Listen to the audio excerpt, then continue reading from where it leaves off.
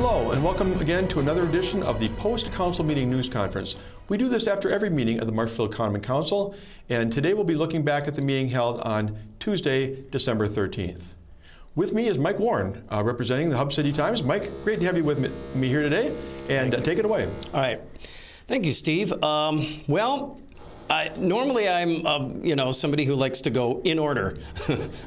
Sort of. Either I go backwards or forwards, right? Right. On the agenda. This time I think I'm probably going to jump around because I don't want to bury the lead, okay? Sounds good. And I'm going to start, there was a presentation about the fair, which I want to maybe get to by the end of the show. We're going to talk a little bit about the utility, which I think is important. That was, I think, the lion's share of the discussion at this meeting. Yep. But I want to start with, the big item that a lot of people are talking about after this meeting. It says, and I'll just read the agenda item, presentation, possible new restaurant to be located in downtown Marshfield. Well, that's big news. Anytime you're talking about a new development, especially a new restaurant, that's what people want. It's like the number one or two thing on everybody's list, right? We want new restaurants, especially in downtown Marshfield. Correct. It was presented by Dave Krause on behalf of a new development group, it sounds like. Bring us up to speed. There's a lot to kind of unravel here in terms of the details of what this would look like for the city, what it would mean for the city and this development. Maybe just kind of recap what you heard and where do we go to from here? Okay, well, a lot of the conversation I think probably began with the closing of Thomas House a few years ago, which was a high-end restaurant. And there have been people saying from time to time, why can't we get that type of restaurant? Not necessarily like a Thomas House, but a higher-end, high-quality restaurant. And there's an operator up in Weston that a lot of people know, and it's Wish Steakhouse. Apparently an outstanding place. I've never been there. But some people here in Marshfield, when they call themselves MRDG LLC, what that stands for is Marshfield Restaurant Development Group. And so, that's all it really means, that they're a group of folks together trying to get capital, trying to get investors to make a high-end restaurant happen here. And the building they've been looking at is at the former High Street Salon building. Had a hard time getting it out there. High Street Salon, and that's at 210, I believe, South Central Avenue. And they looked at it and they thought it was a kind of place that could be remodeled into a classy restaurant. So they've been looking at what it would take, what it would cost. Can they get this party from Weston to be interested in opening something here that would be of a similar type nature, that would perhaps really take off because there's a niche for it. It's referred to in a lot of our plans, like the Main Street plans, the EDB plans, that we really would like to try and find a way to get a place like that here in downtown Marshfield. So they brought it forward, and what they're saying is they've got roughly $1 million, raised, and they need another $160,000 to make this happen to cover their renovation costs. But what they're saying is, if you do this, it appears that the value of that building will be increased by, nearly $600,000. From 300 and something to around 900,000, a little less than 600,000, and that would provide a tax payment of, I don't know if they said it this way, but this is what it comes to, about $15,000 extra new tax increment per year. If the city created what's called a spot, well, we don't call it a spot TIF anymore, it's called a site-specific TIF. It would be only for that one property. It wouldn't be the whole downtown, it would be just that one parcel. And that we would provide them funds and we would recoup over 10, 11 years, whatever, as the money gets paid back to us through taxes. So that was what they brought to us. That was their comment to the council was, could you come in on board with us and we can make this happen for downtown Marshfield. I think we can actually hear the renovation it kind of sounds like it, doesn't it? Happening now. They're actually started the work. We apologize for that, but hey. That's all right.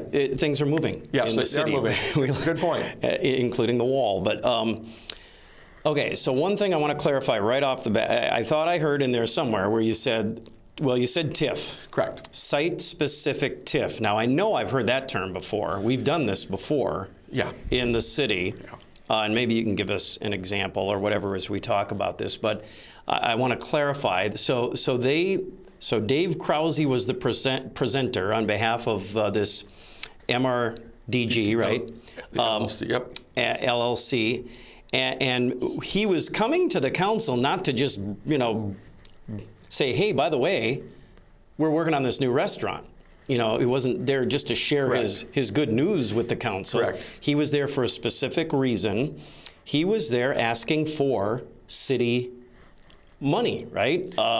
Clarify what money, in what form, what, you know, I think 160 was the term, the amount. Correct. At what part of the development is that? Like, where would the city money come into play? Because I think there was even some confusion on the part of the council. I'm not sure.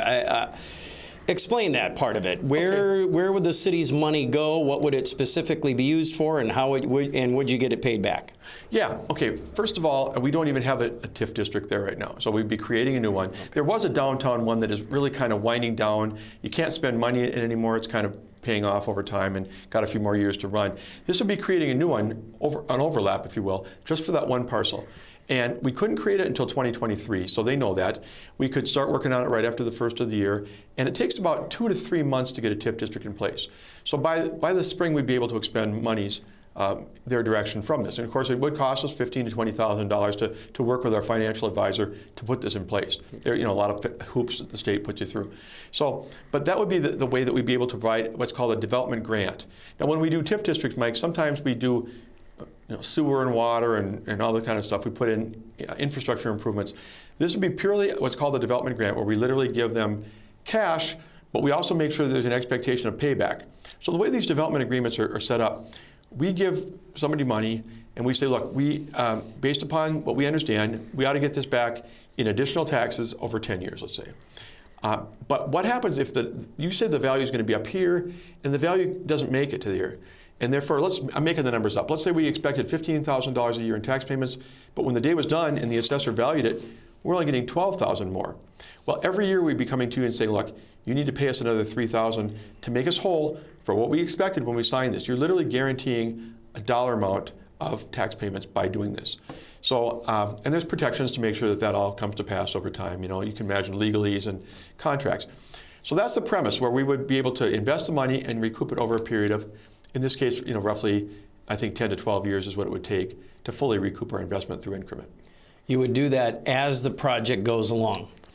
Well, you know, the mall was an example of a project we did where we did what's called a pay-as-you-go. Yes. In other words, we literally are not giving money to the mall project that's starting up now until they start creating the extra increment, and then we're remitting a portion of that back to them. And up to the total that we've suggested we would give them.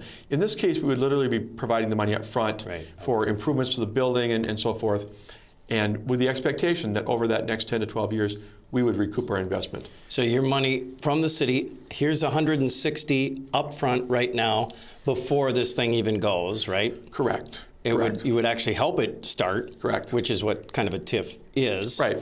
You help it get started. In other words, this is not a scenario where I'm just trying to think, okay, so maybe it's a year or two later or 3 later, you know, and this thing just doesn't fly. It doesn't make it, right? Right. Oh, good thing we've got that 160 from the city sitting here yet. Oh. Now we can use that and sort of, you know, just kind of even the books here at the end. Now that we've failed and this didn't work out, we have these losses sitting here. Good thing we have that pile of money from the city to bail us out. That's not what we're talking about. No. In fact, their representation to us is that they're going to spend that money fairly early on to do the renovation work. You know, we don't look over their shoulder every minute to see what they're doing with it, but what you said is not what the truth is. Okay. Correct. And again, I want to say this to people who hear us talk about TIF a lot. Yep. Whether it's in the downtown or the business park or the industrial park, it's all about the protections. The city doesn't just say, here's $200,000, have a nice day. There's a lot of protections built in so that if you don't provide what's on paper, you don't fulfill your obligations, we're going to be able to recoup it another way. And that's what the contracts, the development agreements are all about.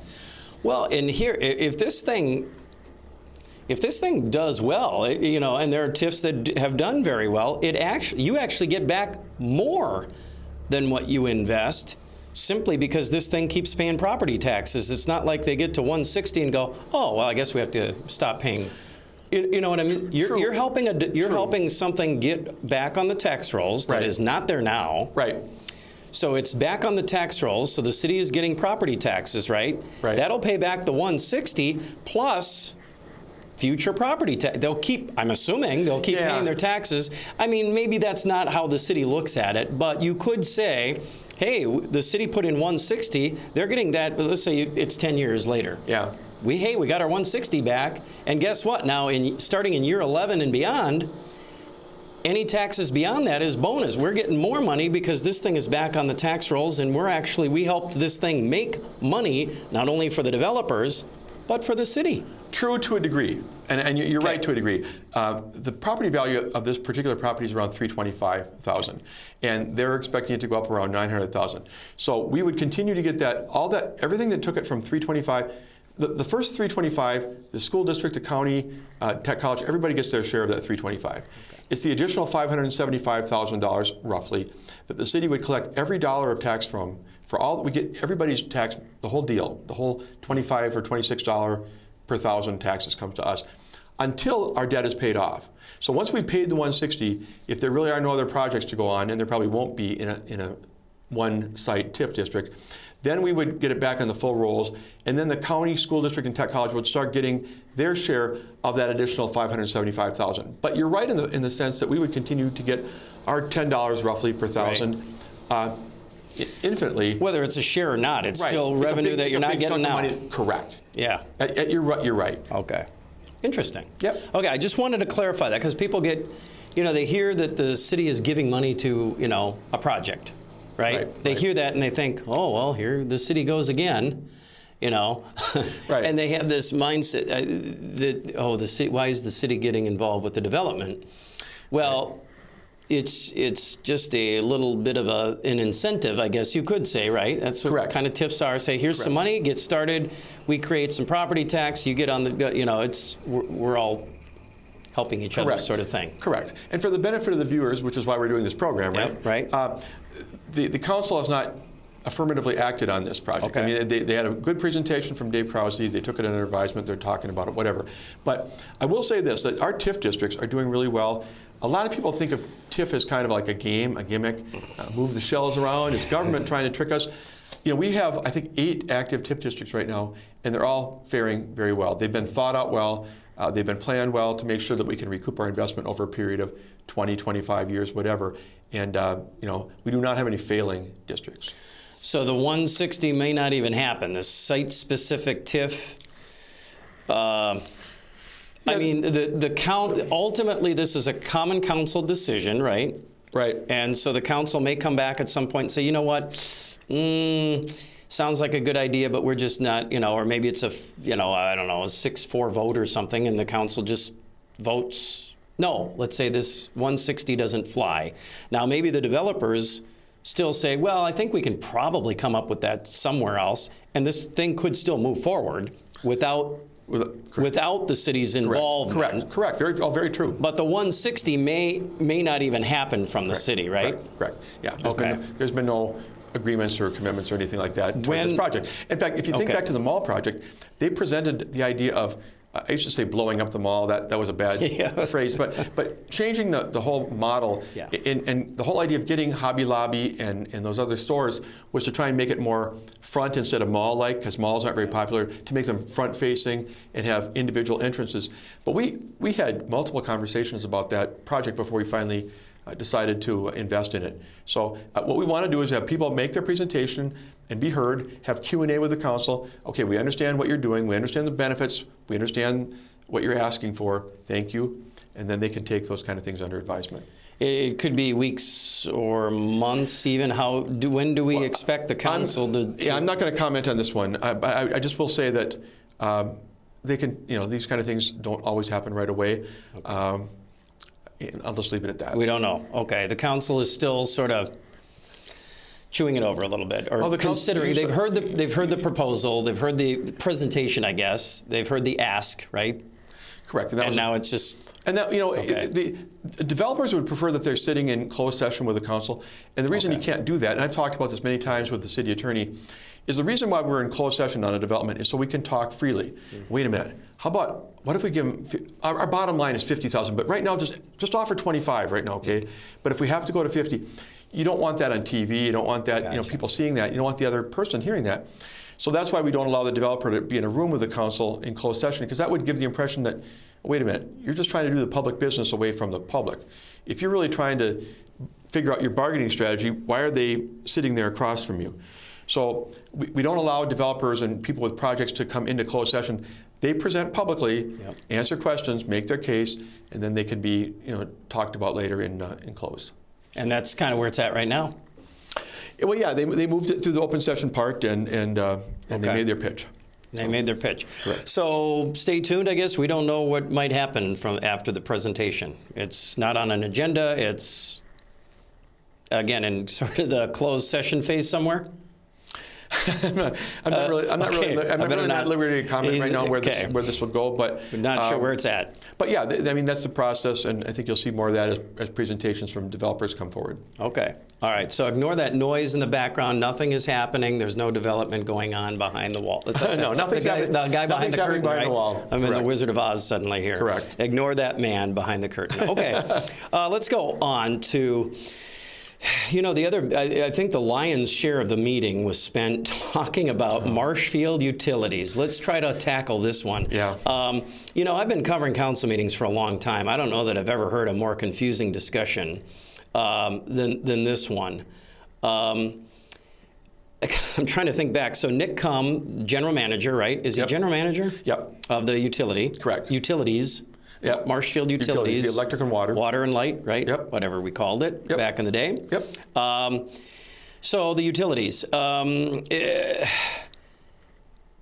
And there was, I'm trying to find the agenda. What was the agenda item? So Nick Cum gets up there and starts talking about, There's an ordinance. It was actually Ed Wagner. Correct. An alderman presenting an ordinance basically saying, so for years now, we've had this dividend payment, right, from the utilities. Right. Were we talking about the same thing? We get a pilot payment in lieu of taxes, and we get a dividend for economic development. Correct. So some extra money. The utility has some money. Correct. They give it back to the city in the form of a dividend or a pilot payment in lieu of taxes. Correct. Saying, here, this is not our money, and we're not managers of money. We're a utility. We don't necessarily want to manage large amounts of money. Here, city, here's some economic development money. I think what this ordinance is saying is, processing receipts of city's electric and water utility. I think it's basically saying that does not belong in the form of a dividend or anything of that nature. That belongs in the city's general fund. It goes directly back to the city, and the city can use it however they want. Is that the gist of it? Bring us up to speed on this. Yeah, well, Ed Wagner, who's the council president, had been asking some questions behind the scenes, noticing that on the financial statements that they have a pretty good reserve fund over at utilities, 25, 30 million, whatever. And it started making him think, okay, wait a minute, now, they're part of us. Oftentimes we think of them being a different entity, but they're really under the umbrella of the city of Marshfield. So he's thinking, wait a minute, how come if we're having budget troubles, we're having a hard time having firefighter paramedics replaced as they leave, and yet these folks have $25 or $30 million sitting around. Why can't we access it? Why can't we get a part of their annual income, per se, the amount over what they need to use for their own purposes, come back to the general coffers to help with our budget, to help with our finances? So he started asking questions, and he talked to the League of Wisconsin Municipalities down in Madison. He worked with Harold Wolfgram, the city attorney, and Mr. Wolfgram ultimately opined, if you will, they use that word a lot in legalese, that in fact the city may well be entitled, not going backwards, but may be entitled in the future to a portion of revenues that are in excess of what they actually need to run the utility. Now the question becomes, though, what do they really need? And Nick Cum, I've talked to him privately, he spoke publicly at the meeting, he said, look, you look at the thing and you see numbers like 25, 30 million, whatever. I think he actually said 33 million at one point. And he said, but you're missing the point that a lot of those monies are committed or reserved. They're not just sitting around available for anything, whether it be to meet the covenants of their bonds, whether it be to meet the PSC requirements for reserve balance for their rate cases, whether it be for equipment replacement that's been planned for the next 3 to 5 years, whatever. They're accounted for. They're not just monopoly money hanging out there that they're playing with. But the question comes down to it, and I think it's going to take some outside financial analysis to figure this out, is realistically, when you take all that down and you figure out all the parts that they need to retain for other purposes, is there an excess? Is there an annual excess of money that comes into the utilities that could be shared with the municipality for general fund purposes? And I think that the jury's still out on that. And if there is that kind of money, to what degree would there be that kind of money? What dollar amount would we be talking about? So the ordinance was to get this thing going. At one point, I think Pete Hendler suggested waiving the second reading and approving the ordinance last night. And the council was not receptive to that at all. That would appear really rushed. But I think it's going to take a lot more baking. And the item that came out of that, if you recall, the action item was to have an item on the December 20th meeting agenda to look at forming a committee. We do that well in government, right? Right. And this one would be looking at the ordinance, looking at the ramifications of the ordinance, and then also the issue of whether or not they ought to alter the structure of the Utilities Commission. Right now, there are no council members on the commission. They can come to the meeting. We think of them as non-voting members, but they're really not even non-voting members. Would it be advisable or reasonable for the city to have one or two members, let's say, on their governing body at utilities? And so looking at the structure of the commission and how that works is also a part of looking at the finances and whether or not there's excess money to funnel over to the city proper. Yeah, is that even allowed? It's a commission.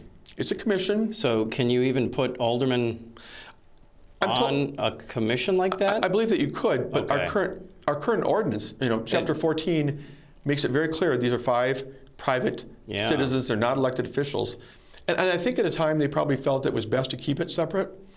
And I think now what you're hearing from the council is, wait a minute, there's a lot involved in this, and why can't we have at least 1 or 2 representatives on that body who can vote, who can go to closed session with the rest of the members there and be more a part of what goes on over at the utilities office. And, that's what's being discussed. Yeah, I always thought they called it ex officio. Right, non-voting ex officio. I thought that's what they are. Well, that's what we call them. But if you look at under Chapter 14, it doesn't even call them that. Oh, okay. We've kind of made that up ourselves. But that's over what time. Now the council wants a full-fledged voting member on there? Well, right. And or maybe every April, Mike, we appoint members of the council to be the ex officio you're talking about. Yeah. But if you look at the code in Chapter 14, it doesn't refer to us having any kind of representatives there. So we've kind of put that in there ourselves, and there's nothing wrong with that. That's great. I'm glad we have people attending those meetings from the council. But the thought now is, why don't we get at least 1 voting member on that body? At least that's what's being represented. Because of the dollars and because of the fact that they are part of the city, they're under our umbrella, they're not ABC company, they're part of the city of Marshfield. Should we not have representatives that can vote? And I'm not weighing in one way or another, but it's a good topic to look at. The other part of the discussion, from what I remember, was, so I keep hearing PSC, all right? Yeah. PSC, Public Service Commission. And they brought up 2 cases, one in Black Earth and somewhere else. Pewaukee, thank you, where the PSC said basically, no, we don't think so, where the municipality tried to, reclaim some of the profits from their utilities. And the PSC, I don't know why they would have anything to do with it. Well, that's the other part that I think needs clarifying, right? Can the PSC come in and say, no, City of Marshfield, even though you own your own utility, we can't allow you to take that money because that's not how we've structured the rate thing for the City of Marshfield utility. Do they have a say in this at all? Well, let me take the second part first, okay? What Nick is saying is that the PSC looks at it like this. We're judging, you're requesting a rate increase of 5%. Okay, you look at 5%. If they were to see that we're funneling, our utilities funneling money, let's say $100,000 a year to the general fund, they might say, wait a minute, hold it. You don't really need a 5% increase. If you quit giving $100,000 a year to the City of Marshfield, you probably only need a 3% increase, and you ought not be doing that. Now, that's one way of looking at it. Okay. The other way of looking at it is, at least in the Pewaukee case, they made the village of Pewaukee pay it back. They ruled that the village was taking money from the utility wrongly. But they didn't say that it was wrong for them to be doing it. They said it was set up or administered wrong, and therefore they owed that money back. So what the city attorney is telling me is it is possible to set it up in a way that will clear that hurdle. And again, I don't know what that hurdle looks like on paper, to where you can do it lawfully. But the question might still come up with the PSC as to, if you can give $50,000 or $100,000 a year to the city, do you really need rate increases? And when you look backwards, if you've been doing it for a while and they didn't know it, maybe we ought not have allowed this in 2014. Maybe you need to pay back what you got us a rate increase in 2014 because it was your own doing. And I think that's part of where some of the Pewaukee and Black Earth discussions probably came up. Yeah, I'm trying to put this in layman's terms. So PSC might be looking at it like this. Don't use your utility, City of Marshfield, don't use your utility to pad your own city budget. Correct. Is that kind of how they're looking at it? They're not saying that, but they're saying, look, it looks like you're going to your utility and saying, hey, wink, wink, ask for a 5% increase in your next rating so that we can take some of that and just shove it into our general fund. That way we're all happy, right? I mean, is that kind of how they're looking at it? Or yeah, not really? yeah. At the very least, it makes people wonder, did you really need a 5% increase? Right. You know, maybe you ought to put in for a 3.5% increase because you're doing this. And maybe you ought to be allowed to do that, but then your request was excessive. Yeah. That kind of thing. Okay. And then to throw another thing in the mix, and you probably heard this, I imagine, but one of the council members brought up the idea that could the city abolish, could they get rid of the commission and run it themselves? I think might have been Councilmember Fisher, I think. But and the answer from the city attorney was, I mean, they can. I mean, if you look at state law, we created the Utilities Commission. We could disband it, in which case it would come back under the purview of our elected officials. Now, has anybody thought out what that would look like and whether or not we could run a utility, especially the electric piece of it? No, not necessarily, not that I know of. So there's a lot of moving parts out there being talked about right now. Yeah. Membership on the commission, the commission itself, the PSC's role, the accounting part of all the fund balances, what do they mean? There's a lot out there right now. Yeah, I mean, okay, so maybe this is right. The term micromanage keeps popping into my head, like the council is trying to manage the utility by itself. I don't know if that's right or if that's what I don't think that's what they would be attempting to do, because you've got, if it's not the council, it's the commission. Either way, it's people appointed. Although, right. Now that's the other thing. So the commission, isn't the commission appointed by the council? They are. One member a year every 5 years. I mean, it's a 5-year term, and there's 5 members. So every year in the early fall, we're appointing another person. We might be reappointing the incumbent, but somebody's up every year. Okay. They're not elected, but... Right. And let me talk about the micromanaging thing for a second, because I think Nick... Well, I think some people might hear this and go, why does the council want to take over the utility? Yeah. That's what I'm hearing as a citizen. I'm going, do I want my alderman or my council? I mean... these are the, if you're out there in Marshfield, you're going, okay, this is the same council that, just lost $1.5 million here a couple of years ago. That's just... Yeah, and Nick and the folks on that team over there have done a great job over the years. We have very low electric rates, some of the lowest in the state, which is wonderful for companies coming to build and for homeowners. And it's been run very well. The question is not, is somebody bad? Is a city bad or is a utility bad? The question is, when the day is done, are there excess monies that could and perhaps should be accessible to the city for general government purposes? And I personally don't know the answer right now. I mean, I know that legally we're allowed to go into those waters, but I think what's yet to be figured out is, truly, do they have an excess? And if they do, what is their annual excess of revenues over expenses that's not committed to equipment replacement or facility upgrades or to maintaining the requirements of bond covenants or PSC? Do we really know what that looks like? Because right now, I mean, $33 million is a big number. I mean, they have $33 million. Well, let's go over there with a truck. But I think there may be some that can be coming over here, and we could sure use it for our general fund budget. But we also don't want to cut short the work that they're doing as they prepare for upgrades and replacement of equipment and facilities and all those kind of things. So I think there's got to be some work done behind the scenes, and I think most people realize that reality right now. Yeah. Well, and not only that, but I think didn't I hear a $70 million figure at one point during the discussion? And they have all this money, and a lot of that is insurance, or not insurance, but like if there's a catastrophic event, I think Nick the manager, said, hey, remember what happened in Rapids a few years ago? Their utility is still recovering from those major tornadoes that came through. And in July of 19, and here we are going into 23, and there's still, we need, and I mean, we need money on hand if something like that happens here, and you never know if, when, where, what, why. You never know what's going to happen. Right. So that's part of it too. That's why they have this quote unquote pile of money sitting around. Well, because you never know what you're going to need. You're right. To rebuild the infrastructure, to keep the lights on, as they say, and the water running. Very true. Even though you may get insurance payments later, but what can you do now? But later. Right.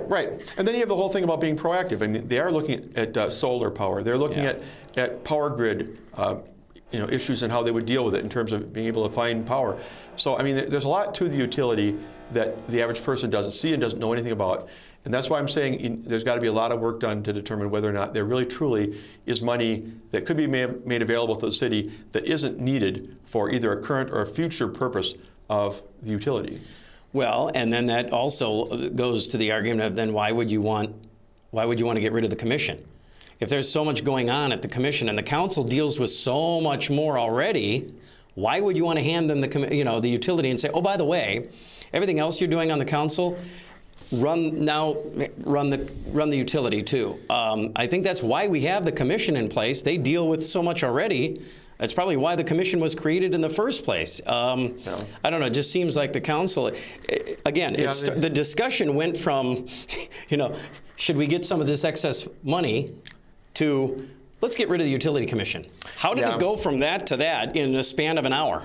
Yeah, and I think the discussion just went way off the tracks. And I'm looking right at the clock during the meeting from where I am, and it was about an hour and 20 minutes, and that's a long time for the one topic. And a lot of it was good discussion. I get it. There's a lot of good points both ways. But I think what the council is saying is, again, I hope they're not saying anything negative toward the commission. I don't think they are.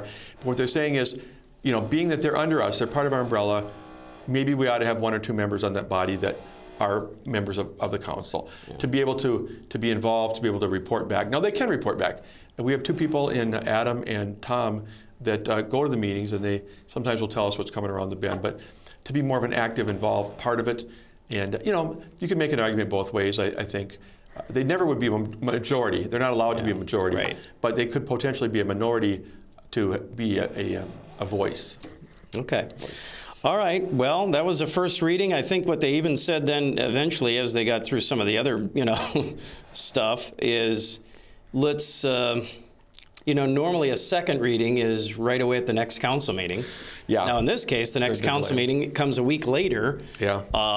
So I think what they said, let's indefinitely postpone the second reading until we bring in financial experts, financial advisors. You're going to bring in a consultant. You're going to, like you say, bake this for a while. Yeah. We're going to take a month or two maybe. Let's suspend the second reading until we get through some of those details, right? Right. Okay. And the awkward thing is that it's good normally that both Marshfield Utilities and the city uses the same auditor and the same financial advisor. So that's good news. I mean, it's good for coordinating. On the other hand, those are professionals that we can't turn to now because they would be in a truly awkward point. Hey, financial advisor, are they doing things right or are they doing things wrong? It's like a pickup game where you call your own fouls. I know. You can't do that. Well, it's not going to work. They would be very unlikely to weigh in very much because that would put them in an. I mean, they're advising them. They're advising us. I think you need somebody independent from that.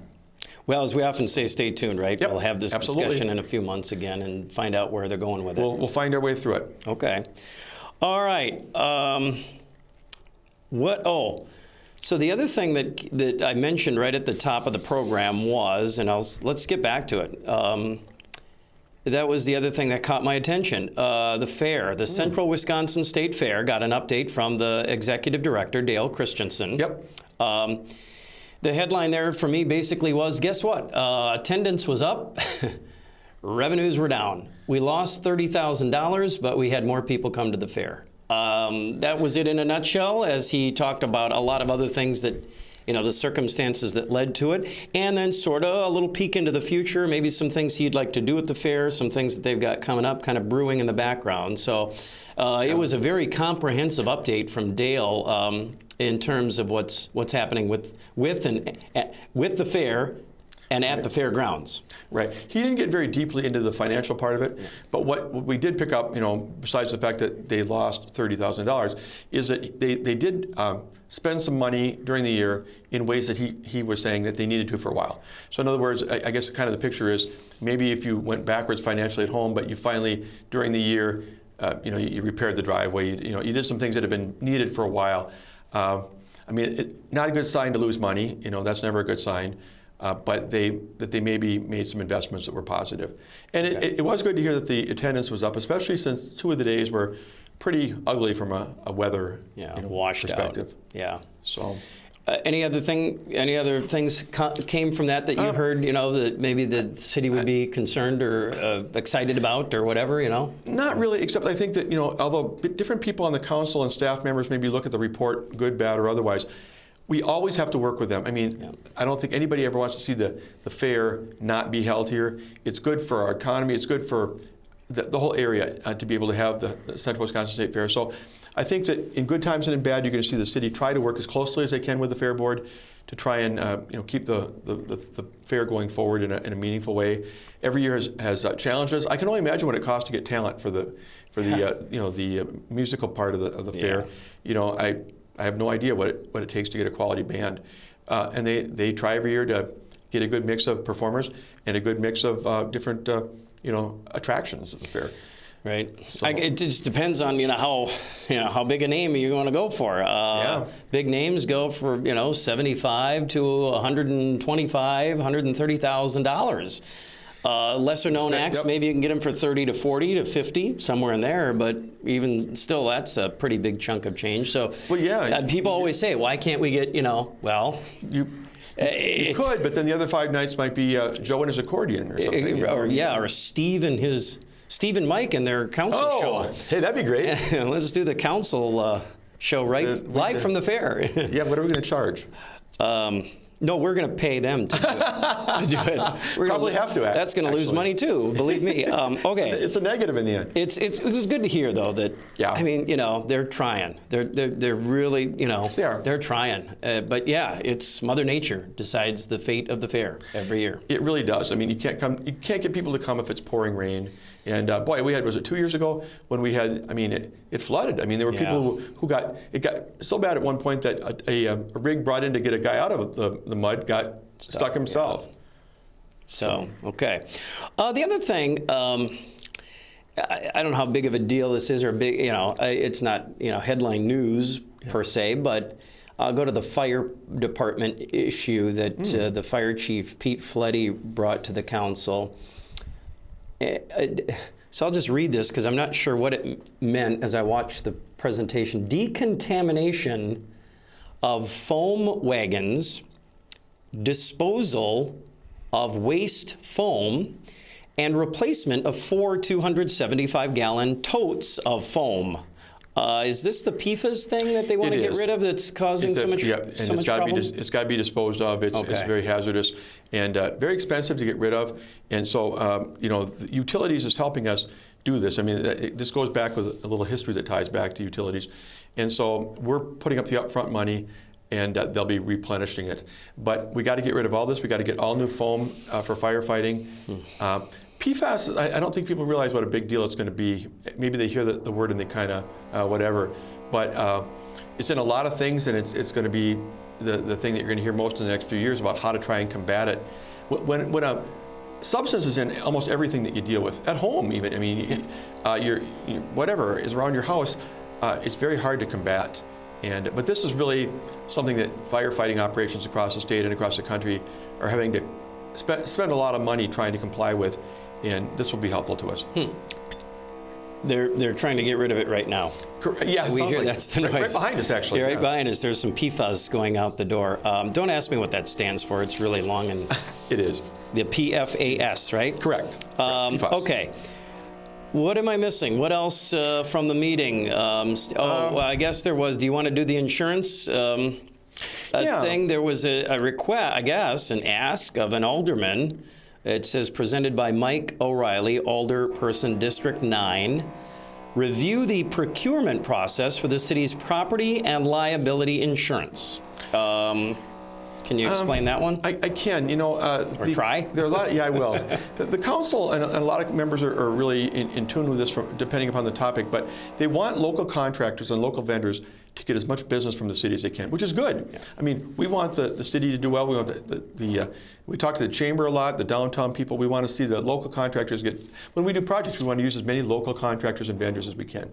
Well, for many, many years, Mike, probably for more than 2 decades, certainly the whole time I've been here, we have used the league insurance for property liability, workers' comp, airport, boiler insurance, all these kind of things.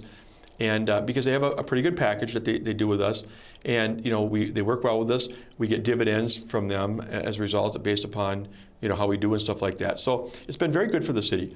But Mike said, wait a minute, there's local companies that can do a lot of that. And wouldn't it be nice if some of the companies here got a chance to bid on the city's insurance? Maybe they can't do the whole thing, maybe they can only do part of it, but why don't they get an opportunity to put their name in the hat? So we talked about it, and I think between Jennifer Selensky, our finance director, and me, we kind of let them know that, there's a reason why we've done it with the league, and it's been very effective for us, but we get the point.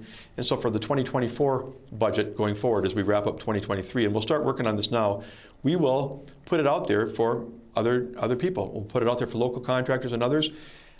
Some of them may be able to bid on our book of business. Others may be like, we can't meet the expectations of the city, we can't meet the requirements. But we'll find out if there's any local insurance companies that are able to do that. In fact, one of our members of the council works for an insurance company here, and he abstained from the vote, but he did say, that'd probably be a good thing to have people be able to have a chance. So we'll do that. But again, it's sort of like, I don't know, a lot of smaller insurance agencies would go, right? It's like a poker game. You go, too rich for my blood, I fold. Yep. I'm out. We can't carry that kind of a policy or whatever they call it, right? Yep. We can't. That book of business, as you say, is way too much for our little agency to handle. That's probably why you're going to the league, because that's what they do. A lot bigger, a lot bigger outfit, and the lion's share of municipalities in the state of Wisconsin use the league for insurance. But I still respect the point. I respect Councilmember O'Reilly, and when he said it to me, I thought, maybe a lot of them can't compete or wouldn't want to compete, but give them that opportunity. And we'll try and keep up to date on that with other things that we do, other types of products and services that we request. Okay. All right. Anything else stand out? I know that Not really. I was looking at a couple of closed session items. I don't know, you probably can't say much. All it said was on the agenda, possible assistance for development project. 2 of them, one in Mill Creek Business Park, one in downtown area. Another said legal claim against the city of Marshfield. Anything on those that you can Nothing I can comment really on? report. I will say that the Mill Creek Business Park, though, is a company that's very interested in locating out there, and there were some questions raised about what the city would or maybe would not be able to do in terms of helping them locate out there, and it's part of a process. But I'm very hopeful that company will end up in the business park eventually. Okay, and what was the name of that business again? ABC Company, as we always say. I tried. The generic ABC. Right. Okay. XYZ or you got it. Acme. Acme. Right? Is that Acme. Just like in the, no, I think that's a Roadrunner. Roadrunner. Yeah. Roadrunner coming to a downtown storefront near you. That's all I had. Steve, Okay. anything else? No, not that's really. Pretty much Mike, it. thanks for joining me as always. Appreciate the time. You bet, and thanks for tuning in. On behalf of Mike Warren, representing Hub City Times, I'm Steve Barg, City Administrator.